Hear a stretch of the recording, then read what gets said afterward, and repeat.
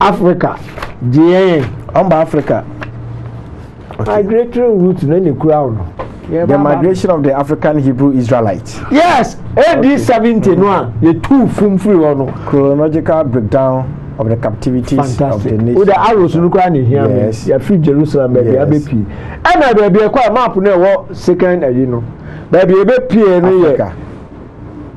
Western Sudan, yeah, baby, Ghana, Old Empire, Mali Empire, yes. Songhai Empire, Sahara Desert. Sahara Desert. Okay. If it's for 1,500 years after AD 70, no, 1,500 years, you know, you move be same for Central Africa, but do one baby PA West Africa. Okay. And the Nipa no ade you buy, you know. Hebrew for be PA West Africa. On fan to nitrim. Na fe won tia bakosem. On kan so say Hebrew for the internet. And America no. And I tie ni ye pa. Okay. On fan to nitrim. So nim bibia. Me ma me ye na question na uni ade na wo dia woman. For a polite way. Yes. Let's find out. Ba ma me ye bibia. Enti no map no facture ya migratory route no book di na enso so map na fa edechire no enie migrating route no map mi no nti ohwe ba bia ya no kokko na eho ana o kire se Sahara Desert no hwe ba bia ya no kokko na eno no nti abusia map na fa ka no enie enti no ye bai ye be pie ye ba ba kenkan afọ ni ebe kenkan eniema maku mienu miensa bi. Okay. Na afi wahu Hebrewisms in West Africa page 1. Page 1. Okay. Yenti e kan about I say Hebrewism in West Africa. I see in 1977 when I interviewed the late Mancha of Ayawaso, site of the capital of the old Great Accra. He narrated the tradition of how an old chief called Joshua, who led the Gad tribe on a migration trek from Palestine through Egypt across the Sahara Desert to found the ancient Gad kingdom. Wow. The Gad chief supported his migration tradition by saying that the Gad people dress like the Jews and that they have a rite which is akin to the Jewish Passover. This history is narrated. If he's a bano and a comb and a say a honor the feast of unleavened bread. Yes. Omu koyama bruno, omu me nyamori. Omu free machine no more no dia be quickly. Okay. And they are fermented. No, but also no free for baby I can. We know every weekly Spectator. The first Ghanaians pages from Ghana's history, December 31st, 1988. 1988. And paper. No. Copy 3. Okay. Your copy 3 so was it Stephen S. Jacobs, European Jew, has beyond the shadow of a doubt, fully documented in this book, The Hebrew Heritage of Black Africa. That the Hebrew heritage of Black Africa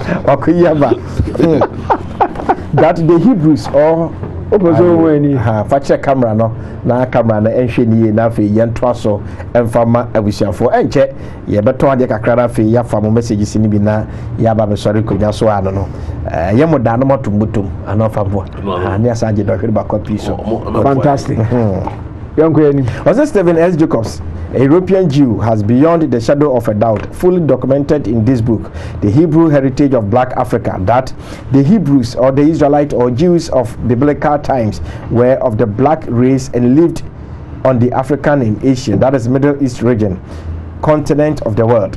In tracing the journeys of the ancient Hebrew Israelite from Jerusalem to Assyria to Babylon and throughout the length and breadth of Africa, and practically to the shores of West Africa, where the slave trade began, Jacobs brings to light facts which mainstream electronic and print media have chosen to ignore and even silence. His research is thorough and precise, contains quotations from many anthropologists, historians, and professors, and is complete with photographs, 7 pages of bibliography, maps and illustrations. This book is a must-read for people of all races and belief systems, for it satisfies the need to dispel the lies which have enveloped the minds of the masses into believing that the white European Jews are the original people of the book and the chosen people of God expressed throughout the Bible. Okay. Okay. Was it more and more white Jews, especially the older ones, are acknowledging in secret to those of us who already know that the original Jews were black. Scores of authors, black and white, have now written extensively over the last 50 or more years on the subject of the presence of black Hebrew Israelites, not only on the continent of Africa and Asia, but on other continents as well. Yeah, Stephen S. Jacobs, the Hebrew Heritage of the Black Africa page. Wow. Emirenti. Nka ebekin kan be. What was that? TV. She said black and white. Black and white. Iko wi ase no. She said colored. Bibi o. Omo say just black and dey yam. In fact, colored na nye broni fita. Afa yam nkomo. Enti abakosam amiahu say ye ba West Africa hanuma ethnic groups bi wo hono mo a omo na omo so ye frɛ wo omo to say Akans omo na to omo so we a designer label no ma fa to omo Akans designer label na o chire bu Akans yes Gans Eves Igbos Yorubas Fulanis Wolofs and omo nke kan ho Wama culture muno amamre no it was strong Hebrewism. Okay. And the buy no ya ba ni Israel fo e bedu any afa designer label Akans Evers Gans one and the afrefre. After me came be page 6 here. Or say at the point of departure from Oyo in Nigeria, the great Ewe people who had earlier on traveled from Israel through Egypt to Sudan chose to travel to the west in order to avoid tribal wars, aggressions and kidnappings, which were the practice of the ethnic groups within whom they lived. Where Legacy Volume 2 from Togo to Ghana. Okay. Wow. Legacy I can kind there. Nina but say a queer ni munti. Emma Ghana at 50, Ghana at 60. Israel for ambassadors obi aka bibi. Yes. Yanga graphic 6 March 2007 Ghana at 50. Furthermore, okay.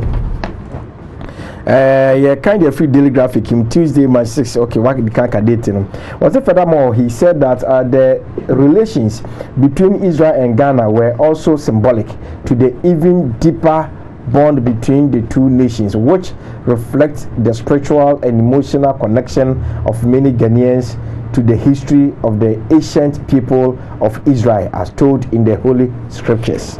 Israeli ambassador na come one we be nanu and all Sir Ghana Kufa, yes. Any Israel ayon Kufa. It was spiritual and emotional significance. A dating back to the biblical times. Yes. What you have can see Hebrew for? Yet I didn't take Ghana. Rather no, what will be our question? We are Hebrew near Waira because what Kufa designer label ashe. Who you are. Omobro. How's the name of your tribe? Sounds any channel for Ghana. You need Americans from Ghana. Okay. Ghana Israel to solidify relations at 60 when yes. 50. Yes, at 60 years of cooperation. Okay. Another Israeli ambassador to Ghana. Yeah, remarkable strides. Was he addressing the guest earlier? The Israeli ambassador to Ghana, Mrs. Shani, of India, Kupa Zubida, said, the past 6 decades had been filled with remarkable strides of cooperation and diverse avenues of cultural exchanges. She said the relations between the two countries were not just based on development, but were based on mutual understanding and joint values, on respect to tradition with a spirit of innovation, and on a spiritual connection between Ghanaians and Israelites. Also, I can the same thing. Because I'm a man, so I'm a die. Hey, in Kofu, I'm so much Israel, and the Arab free. And the Omo Baby, and that's Omo Baby. Of I've been told in Siakakrana, a brain into the fat man, dear man. Right. The Jawa over King Kai, and you say over King Kai. Okay. And the Yaba. Now, where Casa Mukra? Yes. Say a fancy, say young cry, say a tree, I can. Yes. Yani Hebrew words be a the crop. Okay. Hebrew brofo, you can be able to say come on. Hebrew no a boy. Boy, okay. Sana chini beka bra. Enkrani beka ba. Eve obeka ba. Beautiful Hebrew yafe. Okay. Chi efe. Enkran efo. Hebrew ni eka no. Yes. Na mo aye Kasa bisu beka say nyemene. Nyemene chese. Mother mami. Hebrew ima. Okay. Enkran ima. Okay. Eba penny, eba bema, sorry. Hebrew bein, fanti bein. Small, kitwa. Hebrew katan, so a male, small male, a katan. Okay. Or a small female, katana. Okay. And so can kitwa. Sana God, son of Macan. Hebrew, Yahweh. Yes. And Ababe, Tree, Yehovah. Fanti, Yehovah. And cry, Yehovah. Ever, Yehovah. Nahano. Anna some more. Anna, Aqua Basse. Ubiaka, Ubiafu say, or no Nico Museni city. There are no public agenda, and one idea about video. Okay. Public agenda interview. Foreign Minister, Papua New Guinea. Asumo kan. Okay. You can free public agenda, yeah. Monday edition, July 27, 2009. Well, say Africa is our motherland. All of the black populations which settled in Asia over the hundreds of thousands of years came undoubtedly from the African continent. In fact, the entire world was populated from Africa. Hence, we the blacks in Asia and the Pacific today descend from Proto-African peoples. We were linked to Africa in the past. We are linked to Africa in the future. We are what you might call the black Asian diaspora. Papua New Guinea, almost okay, Yehovah. Yes. Papua New Guinea. Oh, yeah. Yehovah. Yehovah. Okay. Video about the head. Almost recite about Deuteronomy, event say 6, 4, and 5. Okay. Hear, O Israel, the Lord our God is one. Okay. Hebrew muno title no kakra bi American. Shema Israel, Yahweh Avinu, Yahweh Echad. Okay. Papua New Guinea for a kind. Na Yahweh no almost kan Yehovah. Video in event say. Video in event was say rare Hebrew Israelite from Papua New Guinea reciting the Shema in Hebrew. Okay, Shema in Hebrew. I wish you kwa nyakwa kwa sa video no aba na answer kwa kwa video na aba no. Ma me emfa mo messages no mienu bi pe emfa entwam na fe yenkwa he eye video no emfa mra tiawa epe. Was say Israel should stop misleading people on Islam. Fatima is not Virgin Mary in the Quran. He should give quotation in the Quran. Oh, I'm saying one tell the Oka yano ase yemfa eno insuite wape. Was it good afternoon? Please ask Israel for me. He made a short statement about heaven. Does it exist or not? Well, some people go there one day. Eric Achampon Atwema Techiman Kumase anonodi free ebaye. Was it good afternoon, great Rabbi. Yah bless you for the message. In fact, I'm learning something. Wisdom, John, Gonokrum, not the Friba Gonokrum there. Ufra so we Cote d'Ivoire no. Abuza yanko na yanko hair video no Emra. A year rare Hebrew Israelite from Papua New Guinea reciting the Shema in Hebrew. Yanko Emra Tiawape.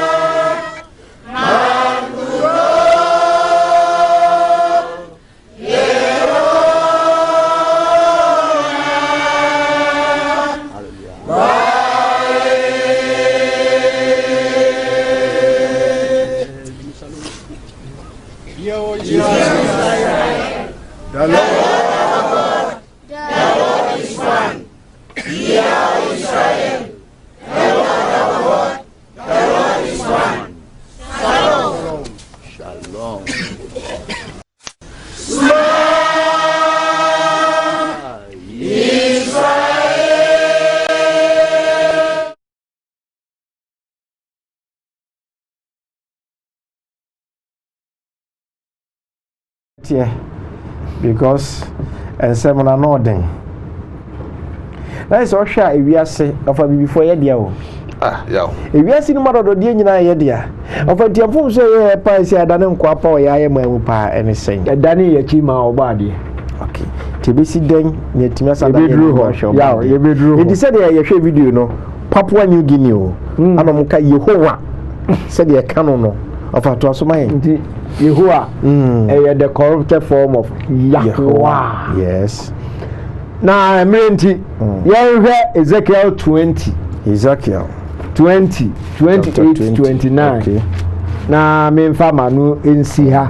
And I will try send Ezekiel 20. Verses 28, 29. 28, 29. Ezekiel 20, 28, 29. Yes, I say, for when I had brought them into the land, for the which I lifted up my hand to give it to them, then they saw every high hill and all the thick trees, and they offered there their sacrifices, and there they presented the provocation of their offering.